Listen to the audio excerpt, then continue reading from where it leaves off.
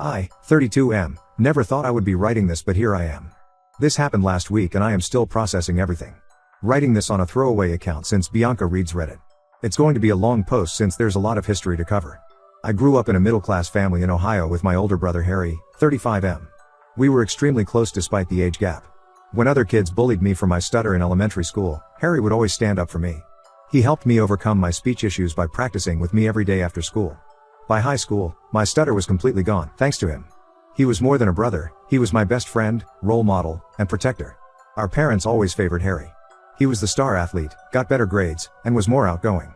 But I never resented this because Harry never made me feel less important. He always included me in his friend group and helped me build confidence. After college, we even started working at the same tech company, though in different departments. We had lunch together every day and went to the gym 3 times a week. Life was perfect. 3 years ago Harry met Bianca, 33F, at a company party. She worked in HR at our competitor's office. From their first meeting, something felt off about her, but I couldn't put my finger on it. She was overly flirtatious with everyone, especially men, and seemed to enjoy creating drama between people. At our office Christmas party, she got drunk and started dancing provocatively with Harry's coworkers while he was getting drinks. When I tried telling Harry, he said I was being judgmental and that she was just being friendly. My girlfriend Katie, 31F, noticed Bianca's behavior too. At Harry and Bianca's engagement party, Bianca kept making suggestive comments about the male waitstaff right in front of Harry. Katie overheard her telling her friends that one waiter had a nice butt and she wouldn't mind getting his number. When Katie told me, I confronted Bianca privately. She laughed it off, saying she was just joking and that I was being too serious. I told Harry, but he was so infatuated he brushed it off. The real problem started about 6 months after their wedding. Bianca began showing up at my house unannounced when Katie wasn't home. The first time she claimed she was in the area and wanted to return a book she borrowed from Katie. The second time she said she needed to use the bathroom urgently while shopping nearby. Each time she would try to prolong her stay by making small talk and sitting uncomfortably close to me on the couch. I started feeling uneasy about these visits and told Katie everything. We agreed I should never be alone with Bianca. I always made excuses when she showed up, saying I was heading out or on a work call. This seemed to annoy her, but I didn't care. I also installed a Ring doorbell camera on Katie's suggestion. The incident that changed everything happened 3 months ago. Bianca showed up at my house crying around 7 p.m., saying she and Harry had a huge fight and she needed someone to talk to. Against my better judgment, I let her wait in the living room while I called Harry. She kept trying to sit next to me on the couch, touching my arm while talking about her marriage problems. When I moved to another chair, she followed and sat on the armrest, putting her hand on my shoulder. I immediately stood up and moved away, telling her to wait for Harry. Harry arrived 30 minutes later and Bianca's entire demeanor changed. She was suddenly cheerful like nothing had happened. I pulled Harry aside later that week and told him about Bianca's inappropriate behavior. He got defensive and said I was trying to cause problems in his marriage. Bianca started telling people at their church group that I was flirting with her and making her uncomfortable. I confronted her in front of Harry, but she turned on the waterworks and played victim. Harry believed her, but I could tell he was getting suspicious of our interactions. Last week everything exploded. Bianca told Harry that during that night she came over crying. I tried to sexually assault her. She claimed I forced myself on her and tried to kiss her, and she only escaped because she heard Harry's car pulling up. This was completely false. My Ring camera recorded the entire interaction, but I hadn't thought to save the footage since nothing happened. Harry showed up at my house in a rage at 6 a.m. Katie had just left for her morning yoga class. Before I could even explain, Harry punched me in the face and kept hitting me. I had to defend myself, and in the struggle his shoulder got dislocated. Our parents rushed over after Katie came home and called them. To my absolute shock, they immediately sided with Harry and Bianca without even hearing my side. My mom said I must have done something to provoke Bianca. Why else would she make such serious accusations? Dad said he always knew my closeness with Harry was fake and I was jealous of his marriage. Katie and I decided this was the final straw. I had recently received a job offer in Colorado with better pay. When we told my parents about moving, they called me a coward for running away instead of admitting my mistakes. Mom said I was breaking up the family. Harry threatened to finish what he started if I ever contacted them or Bianca again. So we moved 2 weeks later and went completely no contact with my family. I spent months wondering if I should have handled things differently, saved the camera footage, or tried harder to prove my innocence. Katie helped me realize I did nothing wrong and that my family showed their true colors by believing baseless accusations without evidence. We got married last year in a small ceremony with just her family and our close friends. Life has been peaceful without the constant drama and stress of walking on eggshells around Bianca. Writing this is bringing back a lot of painful memories, but I needed to get it off my chest. I still miss the brother I grew up with, but that person is gone now. Katie says Harry's actions revealed who he truly was, someone who would believe the worst about his brother without proof and resort to violence instead of communication. I'm done living in the past and focusing on building a life with people who trust and support me. I wasn't going to post about this, but recent events forced me to share. More updates may follow depending on how things unfold. Thanks for reading this far. Update 1 first, I want to thank everyone for their supportive comments and DMs on my original post. Many of you shared similar experiences with toxic family members and it helped me feel less alone. A lot has happened in the past 2 weeks that I need to share. The day after I posted, I received a Facebook message from Mike, 34M, Harry's best friend since high school. Mike and I were never particularly close but always friendly at family gatherings. He said he'd been feeling guilty about staying silent and wanted to tell me some things about Bianca. According to Mike, last year Bianca started showing up at his house unannounced too. His wife Jane was often away on business trips, and Bianca would come by claiming she needed to discuss surprise party plans for Harry. She would get touchy and make suggestive comments. Mike kept making excuses to avoid being alone with her. Then Bianca started telling Harry that Mike was pursuing her, sending her inappropriate texts, and trying to get her alone. Mike showed Harry his phone proving no such texts existed, but Bianca claimed he must have deleted them. This created huge tension between Harry and Mike, who had been best friends for 20 years. They had been groomsmen at each other's weddings. Mike didn't want to cause more drama, so he gradually distanced himself from them both. He told me at least 3 other men in their friend group had similar experiences with Bianca, but everyone stayed quiet to keep the peace. The most shocking part was the screenshots Mike shared. Bianca had created a private Instagram account where she complained about Harry constantly. She called him controlling and boring, said she regretted marrying him, and talked about meeting other men. In one post she bragged about flirting with her gym trainer and said Harry was too stupid to notice. Mike's wife found this account by accident when Bianca forgot to switch to her main account while commenting on Jane's photos. I thanked Mike for telling me but said I didn't want to get involved anymore. My priority was protecting my peace and building a new life with Katie. Mike understood but said he couldn't stay silent after hearing what Bianca accused me of. He also warned me that Bianca had been asking mutual friends for my new address in Colorado. Just when I thought things couldn't get more twisted, Katie's sister Lisa called yesterday.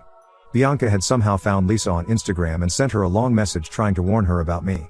She claimed I had a history of making women uncomfortable and that Katie should be careful. She even suggested that Katie should get tested for STDs because I probably cheated on her. Lisa, being the amazing sister-in-law she is, immediately shut Bianca down and blocked her. She sent me screenshots of everything. This was the last straw. After discussing with Katie, we decided to take legal action. We hired a lawyer who specializes in harassment and defamation cases. Katie had documented everything from the beginning, screenshots of Bianca's unannounced visits on our Ring camera, dates and times of every incident, and Bianca's messages to Lisa. The lawyer said we have a strong case for harassment and defamation if Bianca continues trying to contact us or spread lies. The lawyer sent Bianca a formal cease and desist letter yesterday. Within hours, my parents called. Mom was hysterical, saying I was being cruel by threatening legal action against family. She said Harry has been depressed since our fight and Bianca is stressed about the whole situation. Dad got on the phone and said I was acting like a spoiled child who didn't get his way. I finally lost my temper. I told them they lost all right to ask anything of me the day they chose to believe lies without evidence. I reminded them how they stood there watching while their eldest son assaulted their youngest without even asking for my side of the story. Mom started crying about how families should forgive each other and that Bianca probably misunderstood something I did. I hung up and blocked both their numbers. Katie suggested I also block them on social media, but I'm keeping minimal access just to stay informed in case Bianca escalates her behavior. Our lawyer advised documenting everything. We also warned our employers about possible harassment since Bianca has a history of contacting people's workplaces. Some of you asked in comments if I miss my family. Honestly, I miss who I thought they were. I miss the brother who helped me overcome my stutter. I miss the parents who I thought would always have my back. But these past weeks have shown me that those people never really existed. They were just masks worn by people who would throw me under the bus at the first opportunity. Katie and I are focusing on our new life in Colorado. We're looking at houses and planning to start a family soon. I have weekly dinner with Katie's family who have been incredibly supportive through all this. Her dad even offered to help with legal fees if needed, though we declined. I'll update again if anything significant happens. Thank you all again for the support and advice. Special thanks to those who shared resources about dealing with narcissistic family members. The reading materials have been eye-opening. Update 2: I debated whether to post another update, but recent events have completely turned everything upside down. Quick recap: my SIL Bianca falsely accused me of assault, my brother Harry attacked me, family sided with them, and we went no contact after moving to Colorado. 2 weeks ago, Mike messaged me on Facebook asking if we could talk. He revealed that Bianca had been having an affair with Richard, 55M, her father's longtime friend who is married with 3 adult children and grandkids. Harry discovered everything after Bianca accidentally left her phone unlocked while showering. There were hundreds of explicit messages and photos between her and Richard going back 6 months. According to Mike, Harry confronted Bianca with the evidence. She tried gaslighting him, saying the messages were just friendly banter. When that didn't work, she blamed Harry for being emotionally unavailable and claimed she felt lonely because he worked long hours. Harry didn't buy it because the messages showed she initiated the affair, regularly meeting Richard at hotels during her supposed yoga classes. What happened next still makes me sick. Harry completely lost control and physically attacked Bianca. Their next-door neighbor heard screaming and glass breaking around midnight. When Bianca tried running out the front door, Harry grabbed her and slammed her into a wall. The neighbor called police after seeing this through their window. By the time police arrived, Bianca had broken ribs, a concussion, and multiple bruises. Harry was arrested on aggravated assault charges. His lawyer advised him to take a plea deal since there were witnesses and Bianca's injuries were severe. Meanwhile, Richard's wife found out about everything and went nuclear. She posted screenshots of Bianca's messages on Facebook where Bianca bragged about manipulating Harry and called him an idiot for never suspecting anything. She wrote about how exciting it was sleeping with an older successful man while her dumb husband paid all her bills.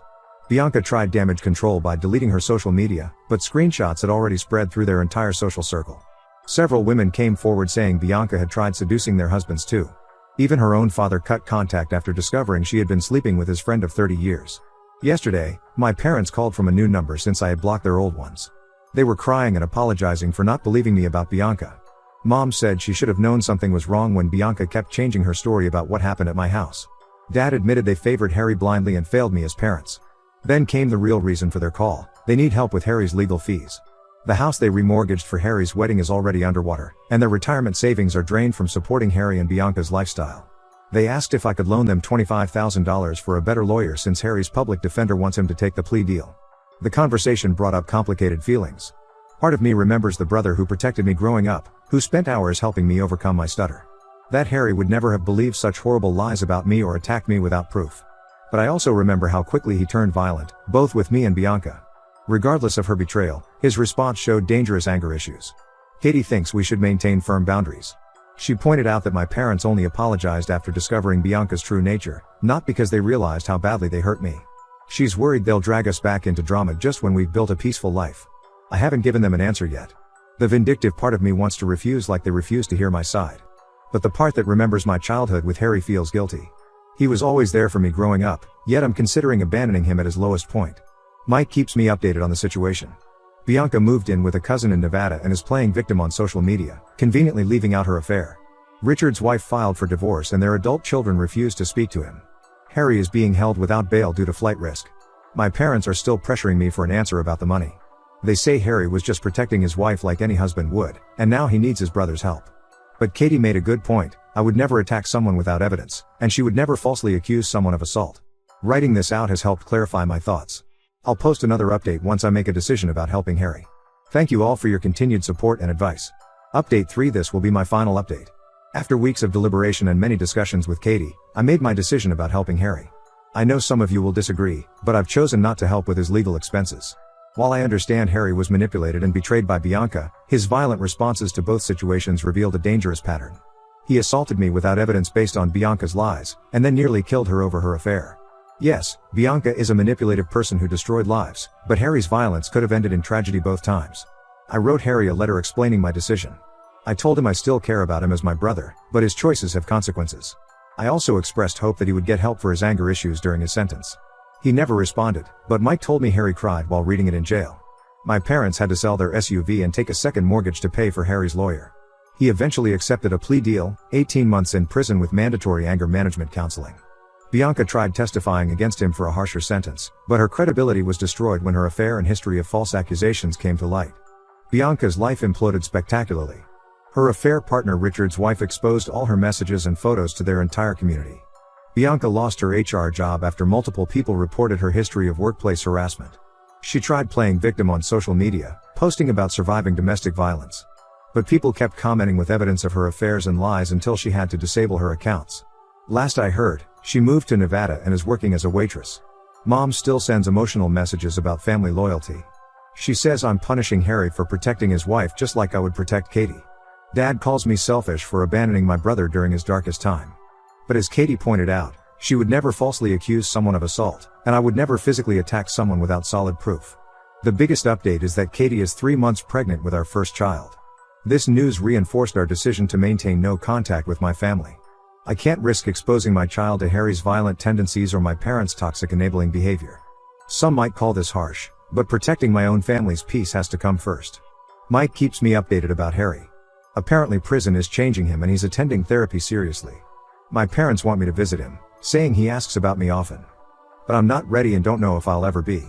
The brother I knew died the day he chose violence over trust. Katie's family has been amazingly supportive. Her parents treated me like a son from day one and are excitedly preparing to be grandparents. We have weekly dinners with them and her siblings. This is what real family support feels like: no manipulation, no choosing sides, just unconditional love and respect. Looking back over these months since my first post, I've realized something important. Blood relation doesn't obligate you to endure toxic behavior or violence. Sometimes the healthiest choice is walking away from people who hurt you, even if they're family.